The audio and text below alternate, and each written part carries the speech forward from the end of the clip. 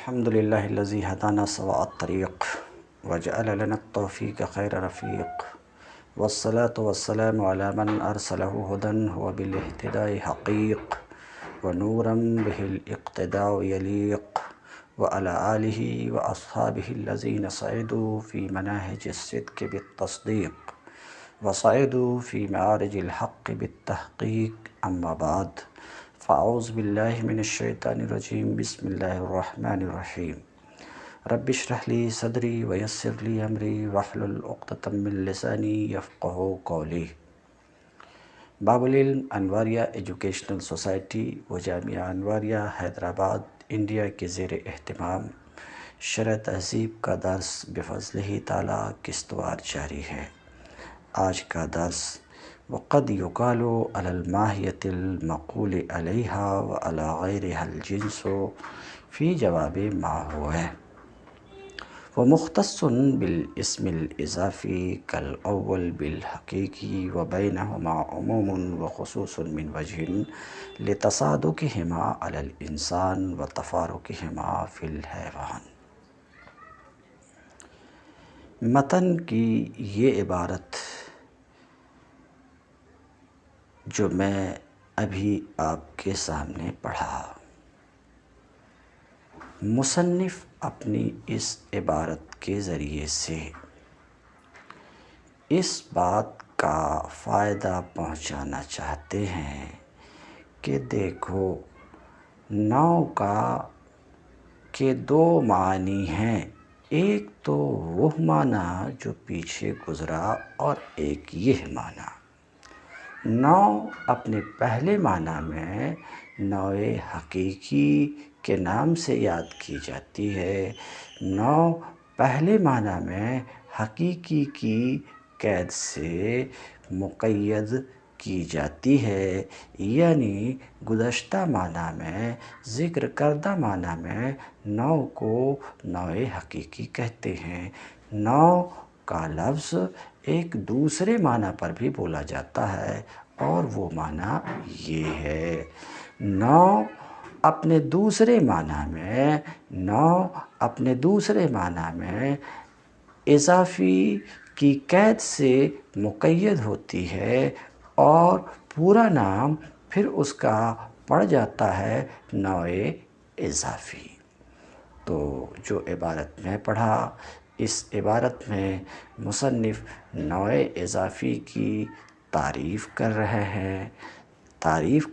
ہیں، اور تعریف کرنے کے بعد پھر جیسا کہ آپ نے سنا کہ نو کے دو معنی ہیں، حقیقی اور اضافی، دو معنی ہیں نو کے، جیسا کہ آپ نے سنا۔ تو ان دونوں کے درمیان، یعنی نوع حقیقی اور اضافی کے درمیان نسبت کو بتانا چاہ رہے ہیں۔ حاصل بیان یہ کہ نوع حقیقی اور نوع اضافی کے درمیان عموم خصوص من وجہین کی نسبت ہے، یعنی ایک مادہ میں، تفصیل ابھی ہم آگے بتائیں گے، ایک مادہ میں دونوں صادق آ جاتی ہیں۔ مثلاً انسان میں نوع حقیقی بھی صادق ہے، نوع اضافی بھی صادق ہے، یعنی انسان نوع حقیقی ہے، کیوں؟ نو کی تعریف پڑھ چکے ہیں آپ، نوع حقیقی بھی صادق ہے اور نوع اضافی بھی صادق ہے۔ ابھی اس بات کی پوری وضاحت شرح میں ہوگی انشاءاللہ۔ تو انسان پر نوع حقیقی بھی صادق، نوع اضافی بھی صادق۔ حیوان پر نوع اضافی صادق ہے، نوع حقیقی صادق نہیں ہے۔ نقطہ میں نوع حقیقی صادق ہے، نوع اضافی صادق نہیں۔ ایک مادہ اجتماع کا، دو مادہ افتراق کا، تو نوع حقیقی اور نوع اضافی کے درمیان عموم خصوص من وجہین کی نسبت ہے۔ تو سماعت فرمایا آپ نے کہ جتنی عبارت ابھی میں پڑھا اس عبارت کے ذریعے سے دو بات کا فائدہ آپ کو پہنچانا چاہ رہے ہیں۔ نمبر ایک، نوع اضافی کسے کہتے ہیں؟ نمبر دو، نوع اضافی اور نوع حقیقی میں کون سی نسبت ہے؟ تو آپ کو یہ دو باتیں لینی ہیں، عبارت کو بھی حل کرنی ہے۔ پہلے نوع اضافی کی تعریف۔ تو سنیے، نوع اضافی وہ کلی ذاتی ہے جس کے اوپر اس کی کوئی جنس ہو۔ کیا کام ہے؟ نوع اضافی وہ کلی ذاتی ہے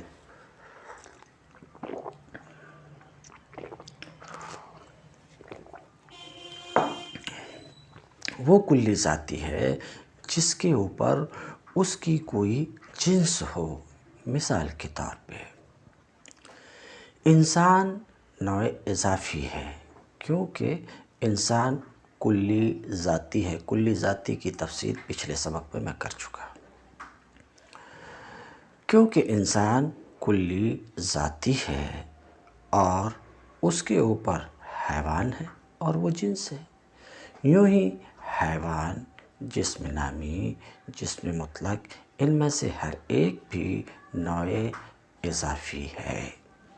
ہاں، جوہر نوع اضافی نہیں ہے، اس لیے کہ وہ اگرچہ کلی ذاتی ہے لیکن اس کے اوپر کوئی جنس نہیں ہے۔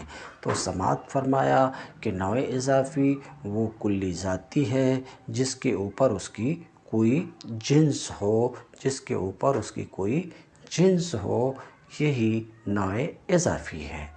اب مصنف کے لفظ میں نوع اضافی کی تعریف سماعت فرمائے۔ کہتے ہیں قولہ الماہیۃ المقول علیہا وعلی غیرہا الجنس۔ مصنف کا قول، لیکن پہلے متن کی عبارت کا ترجمہ میں کر دیتا ہوں۔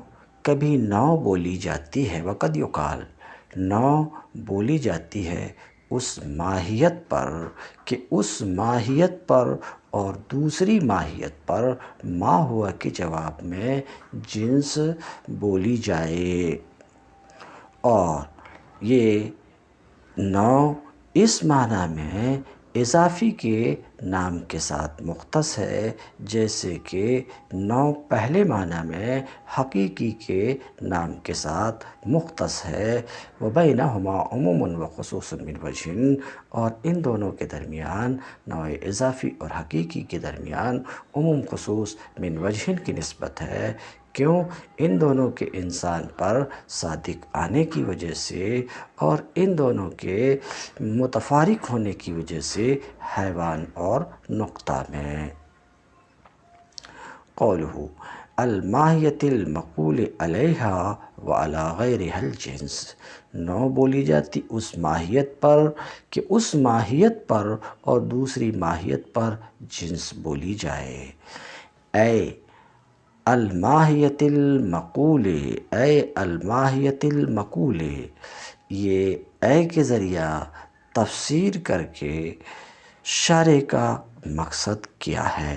بتانا چاہ رہے ہیں کہ مراد متن کی عبارت میں جو ماہیت ہے، متن کی عبارت میں جو ماہیت ہے، ماہیت سے مراد نوع اضافی کی تعریف میں مطلقاً ماہیت نہیں ہے، بلکہ ماہیت سے مراد وہ ماہیت ہے جو ما ہوا کے جواب میں بولی جائے۔ تو یہ جو بولے کہ نوع اضافی ماہیت کو کہتے ہیں، مطلقاً ماہیت کو کہتے ہیں، یہ مصنف کی مراد نہیں ہے، بلکہ مصنف کی مراد یہ ہے کہ نوع اضافی اس ماہیت کو کہتے ہیں جو ما ہوا کے جواب میں بولی جائے۔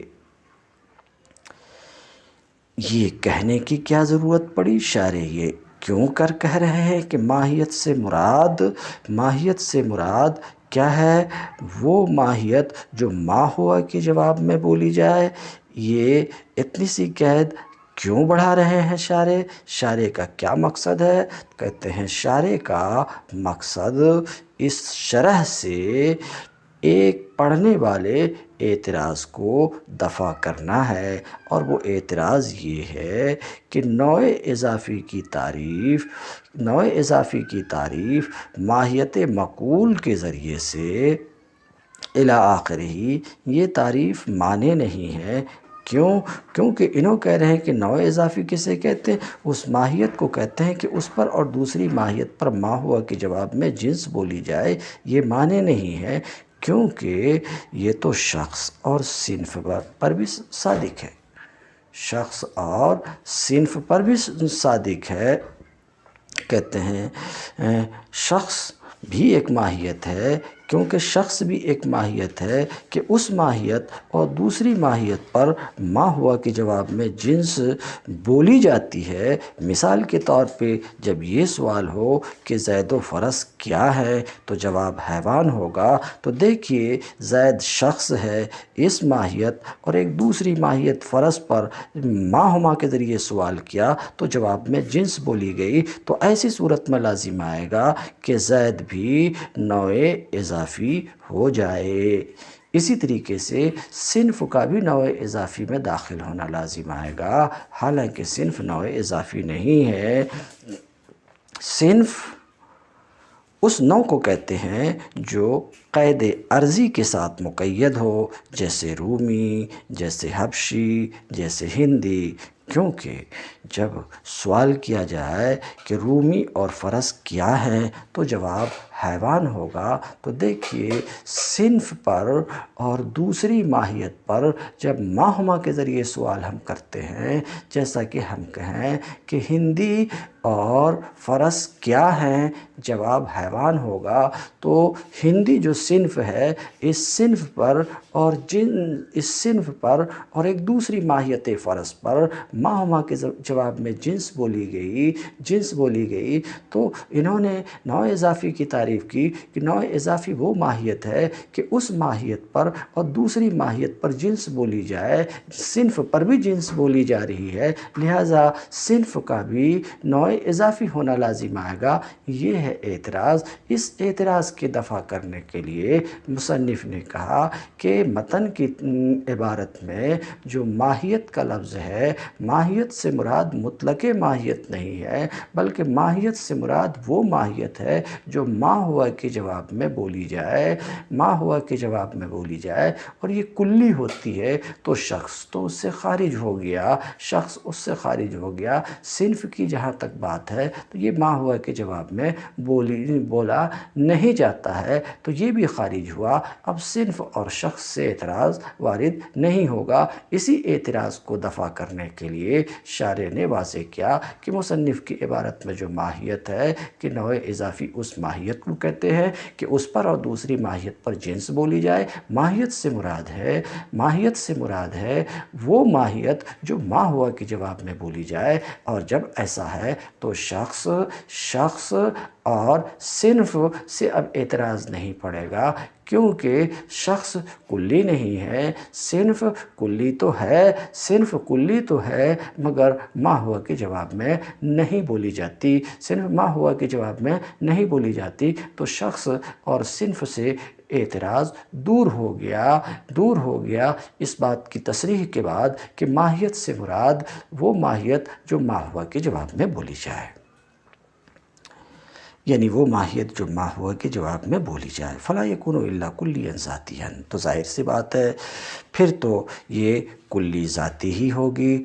کیوں کلی ذاتی ہی ہوگی؟ کیونکہ ما ہوا کے جواب میں جو بولی جاتی وہ کلی ہوتی ہے اور ذاتی ہوتی ہے اپنے ماتحت کے لیے، جزئی اور عرضی نہیں ہوتی۔ تو شخص جیسے کہ زید، صنف جیسے کہ رومی مثال کے طور پہ اس سے خارج ہے، اس ماہیت سے خارج ہے، کیونکہ یہ دونوں ما ہوا کے جواب میں واقع نہیں ہوتے، کیونکہ آپ نے جان لیا کہ ما ہوا کے جواب میں جو واقع ہوا کرتا ہے وہ نوع، جنس، حد تام میں منحصر ہے۔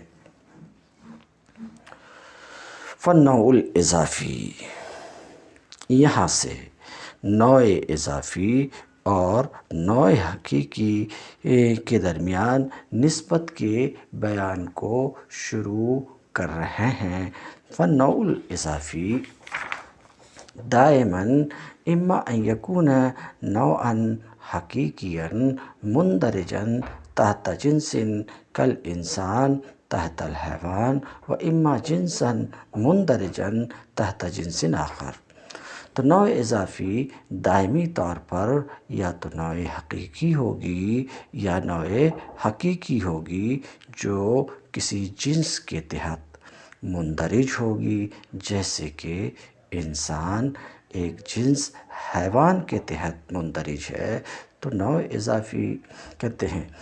نوع اضافی یا تو دائمی طور پر نوع حقیقی ہوگی یا یہ کہ نوع اضافی جنس ہوگی جو کسی دوسرے جنس کے تحت داخل ہوگی، مثال کے طور پہ حیوان جو جسم نامی کے تحت ہے۔ ففی الاول، تو اول میں یعنی انسان میں نوع حقیقی بھی صادق ہے، نوع اضافی بھی صادق ہے۔ نوع حقیقی کیوں صادق ہے بولنے کی ضرورت نہیں ہے، کیونکہ نوع حقیقی کسے کہتے ہیں؟ جو کثیرین متفقین بالحقائق پر ما ہوا کے جواب میں بولی جائے، اور انسان ایسا ہی ہے۔ اور نوع اضافی بھی اس کے اوپر صادق ہے، کیونکہ نوع اضافی اخص تحت لام کو کہتے ہیں، وہ کلی ذاتی جو کسی جنس کے ماتحت ہو۔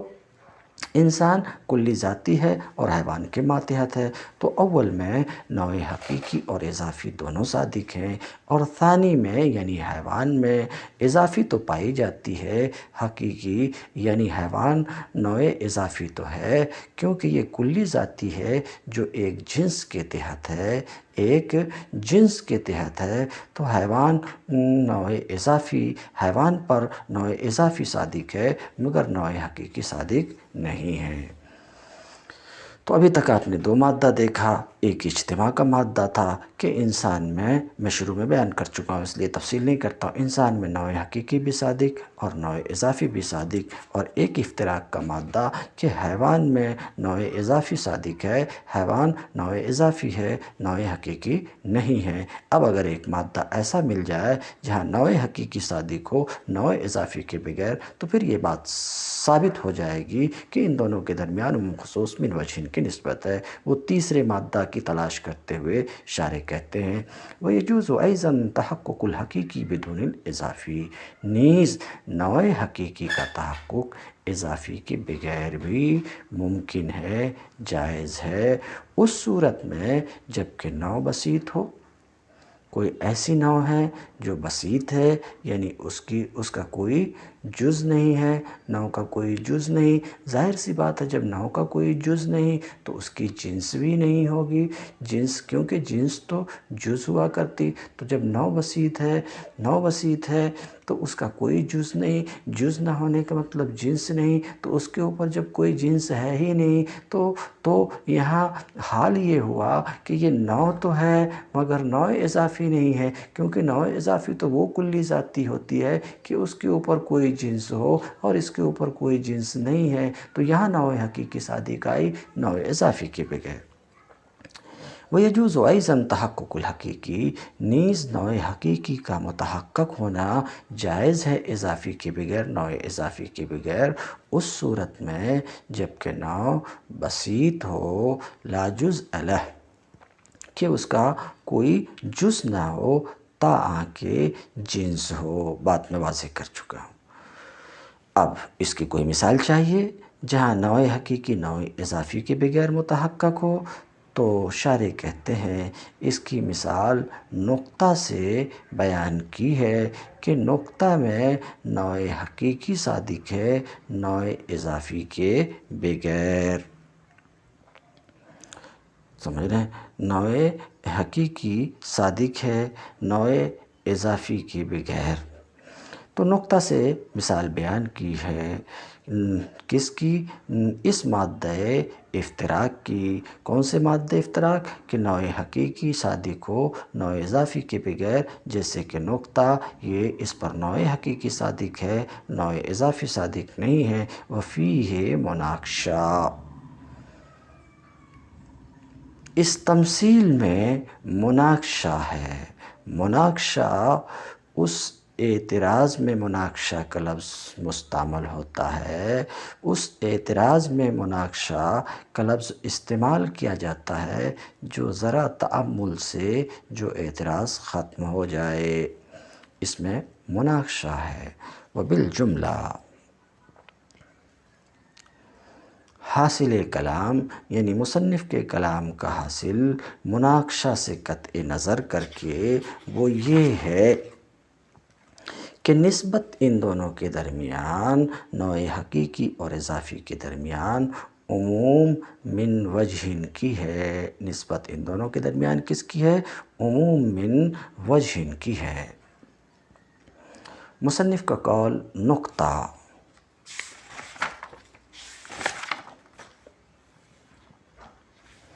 و تفارقہما فی الحیوان والنقطہ۔ تو مصنف کا قول نقطہ، نقطہ کسے کہتے ہیں؟ تو نقطہ خط کے طرف کو کہتے ہیں۔ جیسے یہ ہماری ایک کتاب ہے جو کھلی ہوئی ہے، تو یہ کتاب تو ایک جسم ہے۔ ابھی میں بتاتا ہوں، کتاب جسم ہے، ٹھیک ہے۔ اب جو کتاب ہے، یہ کتاب ایک جسم ہے۔ اس کتاب کے دو طرف ہیں، ایک سطح ظاہر، ایک سطح باطن، ٹھیک ہے۔ تو یہ جو سطح ظاہر ہے اور سطح باطن ہے، یہ جسم کے دو طرف ہیں، سطح ظاہر، سطح باطن۔ یہ سطح ظاہر ہے، یہ سطح باطن ہے۔ تو جسم کے دو طرف، سطح ظاہر، سطح باطن۔ سطح کے کنارے کو، سطح کے طرف کو کیا بولیں گے؟ خط بولیں گے۔ تو جسم کے دو طرف، جسم کے طرف کو سطح کہتے ہیں اور سطح کے طرف کو خط کہتے ہیں، اور خط کے طرف کو نقطہ کہتے ہیں۔ یہ کچھ بتانا چاہ رہے ہیں۔ نقطہ خط کے طرف کا نام ہے، اور خط سطح کی طرف کا نام ہے، اور سطح جسم کے طرف کا نام ہے۔ تو سطح کا حال یہ ہے کہ سطح یہ گہرائی میں تقسیم کو قبول نہیں کرتی، اور خط کا حال یہ ہے کہ یہ چوڑائی اور گہرائی میں تقسیم کو قبول نہیں کرتی، اور نقطہ کا حال یہ ہے کہ نقطہ تقسیم کو بالکل قبول نہیں کرتا، نہ لمبائی میں، نہ چوڑائی میں، نہ گہرائی میں۔ تو نقطہ کا حال یہ ہوا کہ نقطہ وہ عرض ہے جو تقسیم کو بالکل قبول نہیں کرتا۔ جب یہ تقسیم کو بالکل قبول نہیں کرتا تو اس کا مطلب یہ ہوا کہ نقطہ کا کوئی جز نہیں ہے۔